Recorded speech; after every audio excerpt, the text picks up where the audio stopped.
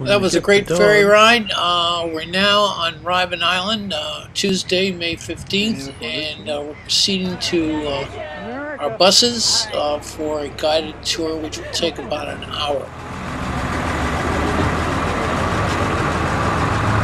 Thank you. How's your boat trip? How's your boat trip? Good. Good. Your coach trip is going to be bumpy. I'll advise you to tighten up your seatbelts. What is going to happen now? First, go around the island.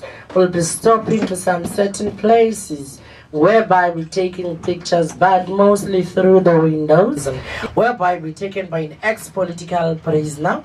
I'll be specializing in two sites in the coach, the limestone quarry and also the Robert Sobukwe house. After I finish my narrative on those two sides, we'll be writing some exams, 3-minute exams, the oral exams to you.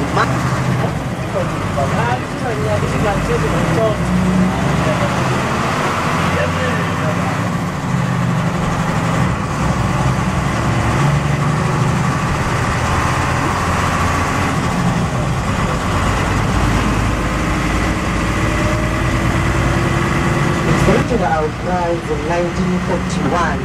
We're taken.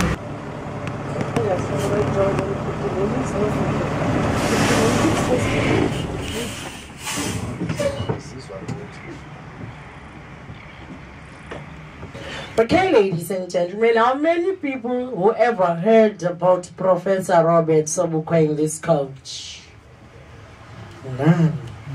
In Eastern Cape University, which was known as the Forte, they formulated the ANC Youth League there. Then, because of the different ideologies amongst them, he broke away from the ANC Youth League in 1959, and he went to form his own organization, which was the PAC. Then on the 21st of March in 1960, he incited people to go to the nearest police stations to demand some arrests and also to burn some Tom-Pass documents. It all resulted to a Sharpeville massacre. 69 were shot dead. 186 were injured. He was captured there and imprisoned in Pretoria for 3 years, and the charge was an incitement. When he was about to finish his sentence, the parliament passed a special bill, which was the Sobukwe clause. A clause which was going to govern him alone in South Africa. A clause which was going to allow him to be detained indefinite in solitary confinement in that house. As a result, he was mentally affected. He was under surveillance for 24 hours.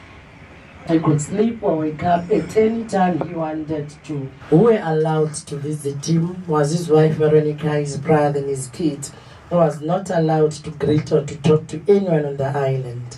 If one of the prisoners greeted him, would scoop a soil from the ground and let it falter through his fingers, so it symbolized that they were the sons of the soil, there to keep on fighting for their land. And the authorities discovered that Robert Sobukwe was very sick.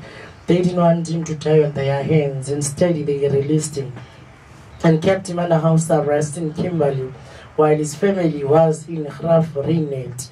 It's only his death that brought him his freedom in 1978, and he was buried in his hometown, Graaf-Reinet.